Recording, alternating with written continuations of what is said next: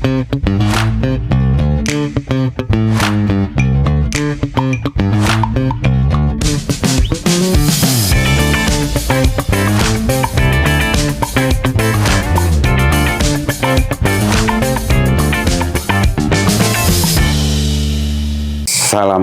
Koplar. Bertemu lagi bersama saya, Ketut Parwate, di podcast Koplar. Hari ini kita akan membawa kabar dunia pendidikan Karangasem, terutama dari sisi sastra. Dan kebetulan kali ini kami kehadiran dua tamu yang sangat istimewa. Beliau adalah Ibu Harpianing dan Desa Agung Putri Sucita sebagai juara harapan dalam lomba mendongeng tingkat nasional. Untuk lebih lanjut, kita akan bahas bersama dua narasumber kita berbagi pengalaman terhadap capaian yang disampaikan. Selamat datang Bu Harpian. Selamat datang. Senang saya bertemu Ibu dan adik di sini di podcast ini. Kebetulan dalam dunia pendidikan kita di Karangasem tidak mati-mati amat. Ternyata sastra di Karangasem sangat berkembang, terbukti dengan capaian ini, Bu. Barangkali bisa mungkin dari Ibu dulu selaku pembina sastra yang ada di SMP 2 Karangasem bisa berbagi pengalaman terkait binaan yang dilakukan sehingga Desa Putri bisa meraih prestasi di tingkat nasional ini. Silakan Ibu. Baik, terima kasih. Jadi ini bersama siswi saya, Desa Agung Putri. Jadi dia biasa dipanggil Desa Putri. Jadi kita itu berproses dari bulan April, Bapak. Ya, dari tingkat kabupaten, kemudian lanjut ke provinsi, kemudian lanjut ke semifinal dan kemarin finalnya di Jakarta. Jadi prosesnya lumayan panjang dan di tengah-tengah kesibukan yang lumayan padat. Kita mengajar, pembinaan. Kebetulan waktu awal sekali teknikal mitil dengan pusat itu pas Galungan. Jadi desa ini saya ubek-ubek buat ikut Zoom meeting bersama pusat saat sembahyang Galungan ya desa ya. 6 bulan lalu berarti ya. 6 bulan yang lalu. Kita prosesnya dari seleksi juga Pak, seleksi di sekolah. Seleksi di sekolah itu lumayan juga banyak peminatnya. Jadi kita dari tim Bahasa Indonesia itu memang benar-benar selektif dari segi penampilan, kemudian bakatnya anak-anak itu dikaji secara selektif sehingga terpilihlah desa. Desa ya, dari sekian siswa yang ada. Ya, dari sekian siswa yang ada. Ya, mungkin pertanyaan Kak saya alihkan ke desa. Baik Bapak. Dari proses yang dilakukan baik pembinaan di sekolah, termasuk juga lomba yang dilakukan tingkat kabupaten, provinsi dan nasional. Pengalaman apa yang desa dapatkan dari lomba ini? Bisa cerita pengalaman sedikit deh persoalan terbang ke Jakarta itu sehingga mendapatkan juara harapan ini. Oke, jadi yang pertama itu ini kan saya pertama kali ikut lomba mendongeng itu. Waktu awal seleksi tingkat kabupaten itu ada sekitaran dari seluruh kabupaten Karangasem itu 11 peserta ya. 11 peserta. Dan Astungkara yang terpilih itu saya untuk melanjutkan di tingkat provinsi dengan cerita yang sama, yaitu asal-usul Selat Bali. Lanjut di tingkat provinsi kita take video. Setelah itu pengumuman, ternyata yang masuk ke semifinal itu ternyata saya, Astungkara, mewakili nama Bali. Habis itu lanjut membawakan cerita baru untuk mencari 10 finalis. Setelah berdiskusi dengan tim Bahasa Indonesia ya Bu ya, kita akhirnya memilih cerita Calon Narang yang akan dibawakan di semifinal. Ternyata setelah pengumuman 10 besar itu, Astungkara kita kepilih lagi ya Bu ya. Mulai ada tuh persiapan lagi untuk ke Jakarta. Dan kemarin finalnya di Jakarta, Astungkara dilancarkan. Pengalaman yang saya dapat itu banyak banget. Yang pertama, udah tahu gimana sih itu mendongeng, dan yang kedua pastinya dapat teman baru karena kapan lagi kita ke Jakarta ya Bu ya, jadi seru banget. Seru ya. Iya. Berapa peserta itu saat itu? Waktu di Jakarta ya. Waktu di Jakarta itu mendongeng untuk SMP-nya 10 besar. 10 besar yang bisa ya. Di antaranya selain Bali Bali dan Karangasem dah ini maksud kan? Mewakili Bali, apalagi? Yogyakarta. Ada daerah istimewa Yogyakarta, ada DKI Jakarta, ada Jawa Timur, Jawa Barat, ada Kepulauan Riau kalau nggak salah. Iya, sama apa namanya? Sumatera Barat, Padang. Oh iya, ada Sulawesi Tenggara juga. Nggak deg-degan menghadapi orang-orang ibu kota itu? Awalnya sih deg-degan, kayak skeptis aja gitu, kayak mereka kayak lebih keren atau mereka kayak hebat gitu. Tapi setelah dijalani kayak ya udah kita semua keren gitu. Semangat itu ya. Iya, semangat. Dari menumbuhkan semangat itu mungkin apa gini sehingga bisa memunculkan semangat, oh kita nggak kalah kok dengan mereka itu. Ada tekad kuat itu barangkali. Kalau di desa itu, desa inget-inget lagi perjuangan dari awal seleksi tingkat sekolah, kayak gimana sih perjuangan guru bahasa Indonesia dan tentunya desa sendiri, kayak intinya aku harus membawa nama baik sekolah gitu. Aku berusaha semaksimal mungkin seperti itu yang buat semangat. Ya keren. Mungkin Bu Epi, bagaimanapun juga mendongeng dari kita dulu, dari saya sekolah itu kan memang mendongeng sempat diajarkan. Apakah dalam situasi kekinian ini mendongeng sangat berarti, Bu? Mendongeng itu memang sangat berarti gitu. Di apalagi sekarang era digital gitu ya. Tapi nah itu dah, saya tetap menanamkan sama anak-anak. Saya bilang ke anak-anak bahwa dengan dongeng ini, melalui dongeng ini kita bisa belajar banyak norma tanpa menggurui.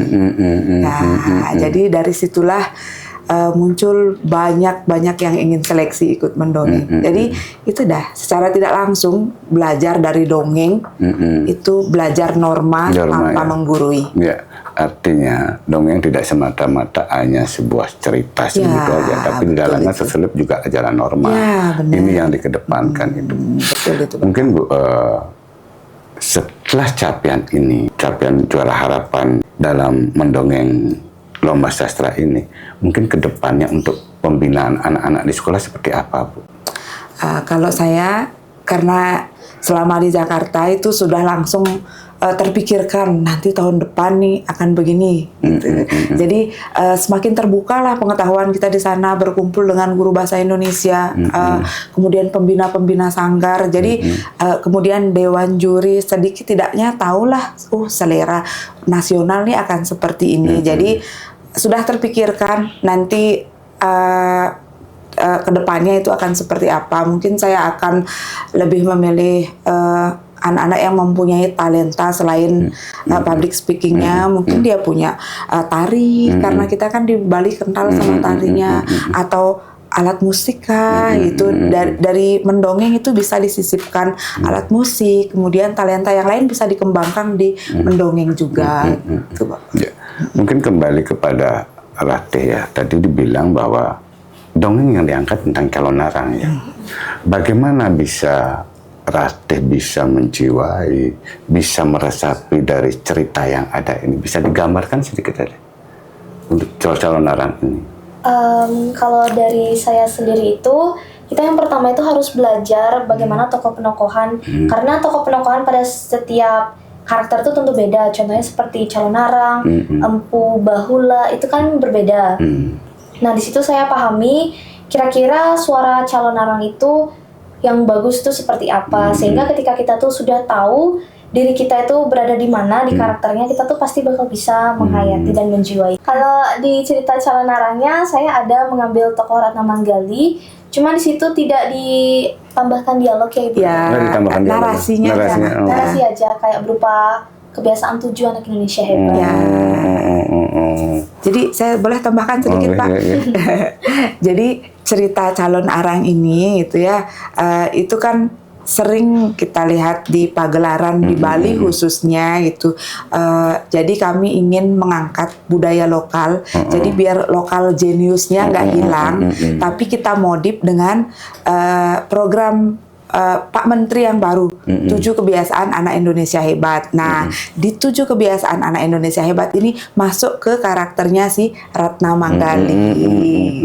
Oh gitu. Putri, Desa Putri ambil itu penokohan dari Ratna Manggali ini. Iya, jadi di penokohan Ratna Manggali itu saya selipkan beberapa kebiasaan, 7 kebiasaan anak Indonesia hebat tuh diselipkan ke dalamnya. Seperti itu, Pak.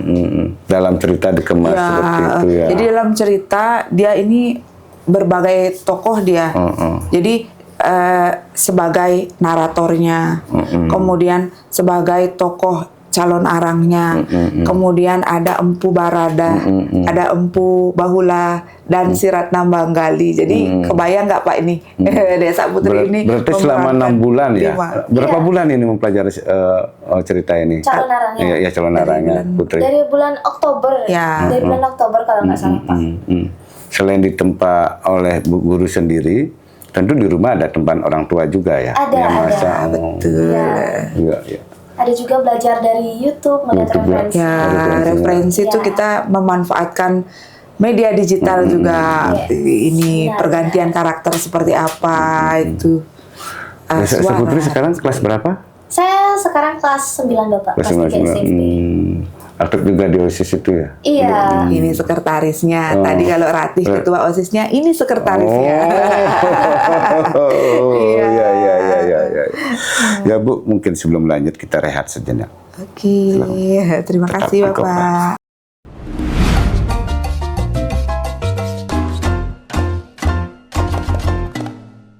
Mungkin Desa Putri bisa sedikit memperagakan Ratna Manggali di sini dalam cerita itu, biar nanti bisa didengarkan oleh masyarakat itu. Ratna Manggali ya. Dongengnya ini, calon arangnya ini. Kalau Ratna Manggalinya cuma narasi aja Bapak. Ya Calon itu dah. arangnya boleh. Calon arangnya ini dah. Calon arang. Calon arangnya boleh. Dongeng calon arang yang dibawakan di Jakarta itu. Akulah nih calon arang, sang penguasa ilmu hitam di jagat raya ini. Seperti itu Bapak. Kurang Keren. Jadi mau ini jangan. Keren. Oke, 6 bulan ya membina Ratih. Oh, itu dah dari tingkat kabupaten. Dari mau pas galungan dah April tuh galungan sampai sekarang minggu depan mau galungan lagi nih. 6 bulan ya? Ya itu prosesnya panjang. Nggak bosan selama Saya latihan? yang harus menjaga moodnya. Bu, saya oke. Oke, kalau dia bilang, Bu, oke. Tapi gitu. kemarin kan nggak saya kasih makan es yang manis-manis, es per es tuh saya nggak bolehin. Habis lomba saya beliin es krim langsung ke bawah. Oh, adanya es krim ya? Iya. Dia kan nggak boleh goreng-goreng. Ya. Vibranya bagus tuh Ya, suaranya dia. Ketemu, Ratna Manggalinya ketemu. Ya, apa lagi tuh kemarin? Ya, mau bilang berangkat, sempat sakit Pak, radang tenggorokan. Waduh, itu kan TC kita di Denpasar 5 hari. Radang. Iya, Radang. sempat. Radangnya tuh dari virus ya saya. Iya, dari virus. Dari virus, padahal makannya udah dijaga banget, nggak makan gorengan, nggak makan yang es-es, kena dari virus. Terus gimana menjaganya itu? Untuk waktu TC di Denpasar itu kan tentu saja kita ada pembinaan bareng pembina masing-masing. Nah, sebenarnya di situ benar-benar banyak banget waktu luangnya. Cuman sekali lah kan sekamar desa kan Ratih. Desa bilang ke Ratih, "Teh, hari ini aku kayak mau tidur aja deh." Dan seterusnya seperti itu. Akhirnya kita banyak-banyak istirahat dan sembuh deh. Oh, iya. Banyak minum air putih, terus dibekelin obat. Kebetulan adiknya sama ibunya dokter juga, jadi obatnya sudah banyak obatnya. Ini dokter siapa? Adiknya dokter spesialis saraf, ibunya dokter umum. Di sini? Iya, Syaratnya siapa? spesialis saraf Nama adiknya? Idewa Ngurah Agung Satriawan. Dengan dari 6 bulan Ibu mengasah Desa Putri dari kabupaten ke provinsi dan lolos nasional, tentu ini kabar mengembirakan. Bagaimana Bu perasaan Ibu setelah Didik berhasil menggapai juara harapan ini? Aduh, tidak bisa diungkapkan dengan kata-kata gitu loh. Kita sudah berjuang 6 bulan hingga lolos di nasional, itu luar biasa, terharu, senang, sedih.